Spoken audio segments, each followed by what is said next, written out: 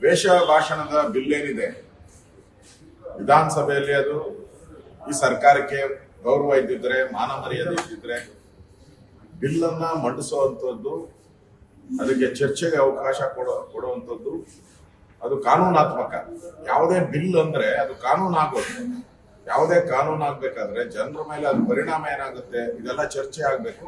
ಅದಕ್ಕೆ ನಮ್ಮ ಸಂವಿಧಾನದಲ್ಲಿ, ಅಂಬೇಡ್ಕರ್ ಅವರ ಸಂವಿಧಾನದಲ್ಲಿ ಅದಕ್ಕೆ ಪ್ರಾವಿಷನ್ ಜಾಸ್ತಿ ಕೊಟ್ಟಿದ್ದಾರೆ. ವಿಧಾನಸಭೆ ಇರೋದು ಗಲಾಟೆ ಮಾಡೋದು ಅಥವಾ ಬೇರೆ ಚರ್ಚೆ ಅಲ್ಲ. ವಿಧಾನಸಭೆ ಇರೋದು ಪ್ರಮುಖವಾಗಿ ಬಿಲ್ ಮಾಡೋದು. ಆ ಬಿಲ್ಗೆ ಚರ್ಚೆ ಮಾಡಕ್ಕೆ ಅವಕಾಶ ಕೊಡ್ಲಿಲ್ಲ. ಈ ಯಾವುದು ವಾಕ್ ಸ್ವಾತಂತ್ರ್ಯ, ದ್ವೇಷ ಭಾಷಣದ ಬಿಲ್ ಏನಿದೆ ಚರ್ಚೆ ಮಾಡಕ್ಕೆ ಅವಕಾಶ ನಾನು ಪ್ರಸ್ತಾವ ಮಾಡ್ತಾ ಇದ್ದೀನಿ ಅಪೋಸಿಷನ್ ಲೀಡರ್ ಆಗಿ. ಆಗ್ಲೇ ಹೌದು ಎನ್ನುವರು ಹೌದು ಎಲ್ಲಿ ಅಂತ ಹೇಳ್ಬೋದು. ಯಾಕೆ ಭಯ ಇವರಿಗೆ?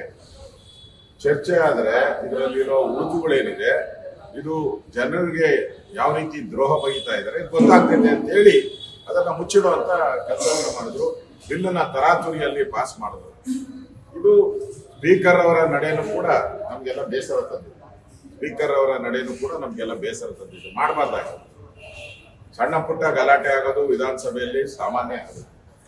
ಒಂದ್ ನಿಮಿಷ ಅದನ್ನ ಕರೆದು ಮಾತಾಡಿದ್ರೆ ಅಲ್ಲಿಗೆ ಮುಗ್ದೋಯ್ತು. ಬಟ್ ನಮ್ಮಲ್ಲಿ 15 ಜನ ಈ ಬಿಲ್ ಬಗ್ಗೆ ಮಾತಾಡೋರು. ಅದಕ್ಕೆ ಬೆಳಕು ಚೆಲ್ಲಿ ಸರ್ಕಾರಕ್ಕೆ ಸದನ ಸಮಿತಿಗೆ ಒಪ್ಪಿಸಬೇಕು ಅಂತ ನಾವು ತೀರ್ಮಾನವನ್ನು ಮಾಡಿದ್ರು ಪಾರ್ಟಿಯಲ್ಲಿ. ಆದ್ರೆ ಏಕಾಏಕಿ ಬಿಲ್ಲನ್ನ ಪಾಸ್ ಮಾಡಿರುವಂಥದ್ದು ಒಳ್ಳೇದಲ್ಲ. ಈಗ ಗವರ್ನರ್ಗೆ ಹೋಗಿದೆ. ಸೋಮವಾರ ಬೆಳಗ್ಗೆ ನಾನು ಮತ್ತು ರಾಜ್ಯದ ಅಧ್ಯಕ್ಷರು ಸರ್ವಾದಿ ನಾರಾಯಣ ಸ್ವಾಮಿ ಅವರು, ನಮ್ಮ ಇತರ ಮುಖಂಡರುಗಳೆಲ್ಲರೂ ಗವರ್ನರ್ ಅನ್ನ ಭೇಟಿ ಮಾಡಿ ಆ ಬಿಲ್ಗೆ ಯಾವುದೇ ಕಾರಣಕ್ಕೂ ಸಹಿ ಆಗಬೇಡಿ, ಇದು ಜನರ ದ್ರೋಹ ಮಾಡುವಂತ ಬಿಲ್ಲು, ವಾಕ್ ಸ್ವಾತಂತ್ರ್ಯವನ್ನ ಕಸಿಯುವಂಥದ್ದು, ಮಾಧ್ಯಮವನ್ನ ಹದ್ದುಬಸ್ತಲ್ಲಿ ಇಟ್ಕೊಳ್ಳೋದು, ಮಾಧ್ಯಮವನ್ನ ಕತ್ತಿಸುವಂತ ಒಂದು ಪ್ರಯತ್ನ 1975ನೇ ಇಸ್ವಿಯಲ್ಲಿ ಎಮರ್ಜೆನ್ಸಿ ಅಂತಂದು ಕಾಂಗ್ರೆಸ್ ಅವರು ಮಾಡಿದ್ರು. ಅದೇ ಚಾಳಿ, ಅದೇನು ಹೇಳ್ತಾರೆ, ಅದೇನು ಮನೆ ಅಕ್ಕನ ಚಾಳಿ, ಮನೆ ಮಂದಿಗೆಲ್ಲ ಅಂತ ಅದಲ್ಲ, ಹಂಗೆ ಅವ್ರ ಚಾಳಿನೇ ಹಂಗೆ. ವಾಕ್ ಸ್ವಾತಂತ್ರ್ಯ ಕಸಿಬೇಕು, ಮಾಧ್ಯಮದ ಮೇಲೆ ಏರ್ಬೇಕು, ಇದು ಮಾಡ್ತಾ ಇದ್ದಾರೆ. ಅದಕ್ಕೋಸ್ಕರ ನಾವು ವಿಜೇಂದ್ರ ಅವರು ಎಲ್ಲರೂ ಕೂಡ ನಾವು ಸೋಮವಾರ ಹೋಗ್ತಾ ಇದ್ರಿ. ಅಪಾಯಿಂಟ್ಮೆಂಟ್ ತಗೊಂಡಿದ್ದೀನಿ, ನಾನೇ ಮಾತಾಡಿ ಅಪಾಯಿಂಟ್ಮೆಂಟ್ ತಗೊಂಡಿದ್ದೀನಿ.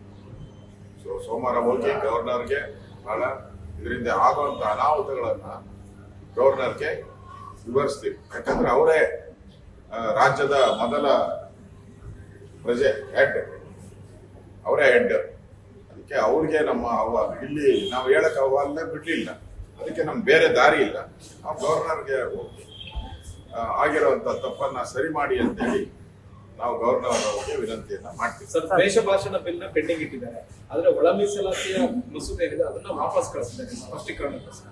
ಯಾಕಂದ್ರೆ ಈಗಾಗಲೇ ಮಸೂದೆ ಮಂಡನೆ ಆಗಿ ರಾಜ್ಯಪಾಲರು ಸಿಕ್ಬಿಟ್ಟಿದ್ರೆ ಒಂದಷ್ಟು ನೇಮಕಾತಿಗಳಾಗೋದಕ್ಕೆ ಗೊಂದಲಗಳು ಪರಿಹಾರ ಆಗುತ್ತೆ. ನೋಡಿ, ಗವರ್ನರ್ ಕ್ಲಾರಿಫಿಕೇಶನ್ಸ್ ಕೇಳಿದ್ದಾರೆ. ಏನೇ ಕಾನೂನು ಆಗ್ಬೇಕಾದ್ರೂ ತಪ್ಪು ಸರಿಗಳನ್ನ ಚರ್ಚೆ ಮಾಡಬೇಕು. ಇದು ಪ್ರಜಾಪ್ರಭುತ್ವ, that is democracy, that is the beauty of the democracy.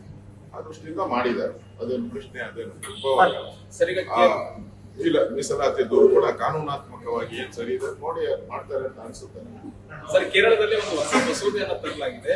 ಮಲಯಾಳಂನ ಪ್ರಥಮ ಭಾಷೆಯಾಗಿ ಎಲ್ಲಾ ಶಾಲೆ ಕಾಲೇಜುಗಳಲ್ಲಿ ಕಲಿಸಬೇಕು ಅನ್ನುವಂತಹದ್ದು. ಇದು ಎಲ್ಲ ಒಂದ್ ಕಡೆ ಗಡಿಭಾಗದ ಜಿಲ್ಲೆಗಳಲ್ಲಿ ಕನ್ನಡ ಕಲಿತಿರುವಂತಹ ಶಾಲೆಗಳ ಮೇಲೆ ಒತ್ತಡ ಹೇರದಂಗಾಗುತ್ತೆ. ಮತ್ತು ಅಲ್ಲಿ ಮಲಯಾಳಮನ್ನ ಮೊದಲ ಭಾಷೆಯಾಗಿ ಮಾಡಿದ್ರೆ ಕನ್ನಡ ಎಲ್ಲ ಒಂದ್ ಕಡೆ ಸತ್ತು ಹೋಗುತ್ತೆ ಅನ್ನುವಂತ ಆತಂಕ ಇರುವಂತದ್ದು. ಇದು ಸಿದ್ದರಾಮಯ್ಯನವರ ಬ್ರದರ್ಸ್ ಮಾಡಿರೋದು. ಸಿದ್ದರಾಮಯ್ಯ, ಡಿ.ಕೆ. ಶಿವಕುಮಾರ್ ಅವರ ಬ್ರದರ್ಸ್. ಯಾಕಂದ್ರೆ ಕೇರಳ ಅದು ಯಾವುದು INDA ಅವರ partner, close partners, friends, closest ವರ್ಗೆ ಮೊದಲೇ ಇವ್ರ ಹತ್ರ ಮಾತಾಡಿರ್ತಾರೆ.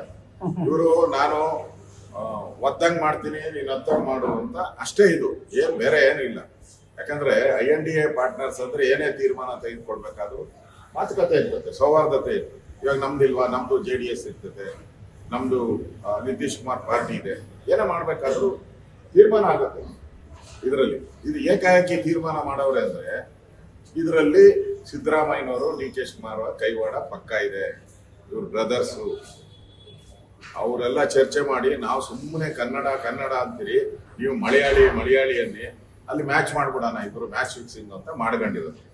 ಹಂಗಿದ್ರೆ ಆಕ್ಷನ್ ತಗೊಂಡ್ಲಿ ಸಿದ್ದರಾಮಯ್ಯ. ಕಾರವಾಗಿ ಪತ್ರ ಬರೆದಿದ್ದಾರೆ ಪಿಣರಾಯಿ ವಿಜಯನ್. ಅದೇ ಹೇಳ್ತಾರೆ, ಅಂಡರ್ಸ್ಟ್ಯಾಂಡಿಂಗ್ ಅದು. ಕಾರ ಅಂದ್ರೆ ಆಗಲ್ಲ, ಅವ್ರು ಹೆಂಗ್ ಹೇಳಿದ್ರು ಹಂಗೆ ಹೇಳಿದ್ರ. ಬುಲ್ಡೋಜರ್ ಸರ್ಕಾರ ಕರ್ನಾಟಕದಲ್ಲಿ ಅಂದ್ರು, ಸಿದ್ದರಾಮಯ್ಯ ಬುಲ್ಡೋಜರ್ ಅಂತ ಹೇಳಿದ್ರ, ಕೇರಳ ಸರ್ಕಾರನ ಬುಲ್ಡೋಜರ್ ಅಂತ ಹೇಳಿದ್ರ, ಯಾಕೆ ಹೇಳಿಲ್ಲ?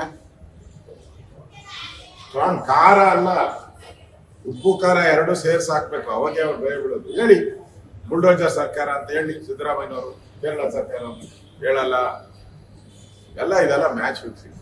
ಇದು ಕನ್ನಡಕ್ಕೆ ದ್ರೋಹ ಬಂದಂತ ಸರ್ಕಾರ. ಮೊನ್ನೆನೆ ಹೋಗಿದ್ರಲ್ಲಪ್ಪ, ಅಲ್ಲೇ ಅವ್ರ ಜೊತೆ ವೇದಿಕೆ ಮೇಲೆ ಕೈ ಕುಲ್ಕಿ ಪುಷ್ಪ ಕೊಟ್ಟು ಆಲಿಂಗನ ಎಲ್ಲ ಮಾಡಿದ್ರಲ್ಲ, ಅವಾಗ ಕೇಳ್ಬೇಕಾಯ್ತು. ಬರ್ಬೇಕಾದ್ರೆ ಪೂರ್ವ ತಯಾರಿ ಆಗಿರ್ತದೆ, ಅಲ್ಲಿ ಹೇಳ್ಬೇಕಾಯ್ತು. ಏನು ಇಲ್ಲ, ಯಾವ್ದಾವ್ದಕ್ಕೂ ಕೇಂದ್ರ ಸರ್ಕಾರ ಅನ್ಯಾಯ, ಕೇಂದ್ರ ಸರ್ಕಾರ ಅನ್ಯಾಯ, ಮೋದಿ ಅನ್ಯಾಯ ಅಂತಾರಲ್ಲ. ನಿಮ್ ಪಾರ್ಟ್ನರ್ಗಳು ಮಾಡ್ತಾವ್ರಲ್ಲ ಬ್ರದರ್ಸ್, ಅದನ್ನ ಯಾಕೆ ಅನ್ಯಾಯ ಅಂತ ಹೇಳಲ್ಲ? ಇದು ಸಿದ್ದರಾಮಯ್ಯನವರ ದ್ವಿಮುಖ ನೀತಿ. ಇದು ಒಳ್ಳೇದಲ್ಲ, ಕನ್ನಡಕ್ಕೆ ಮಾರಕ. ಸಿದ್ದರಾಮಯ್ಯನವರು ಕನ್ನಡಕ್ಕೆ ಮಾರಕ ತರುವಂತ ಕೆಲಸವನ್ನ ಮಾಡಿದರೆ, ಇದಕ್ಕೆ ಪ್ರೊಟೆಸ್ಟ್ ಯಾವ ರೀತಿ ಇರಬೇಕು ಅಂದ್ರೆ ಬೆಚ್ಚಿ ಬಿಡ್ಬೇಕು ಎಲ್ಲಾದ್ರು. ಆ ರೀತಿಯ ಪ್ರೊಟೆಸ್ಟ್ ಆದ್ರೆ ಜನಕ್ಕೆ ನಂಬಿಕೆ ಬರ್ತದೆ. ಇಲ್ಲ ಅಂದ್ರೆ ನೀವು ಇಲ್ಲ ಅಂತ ನಾವು ಕೇಳ್ತೇವೆ.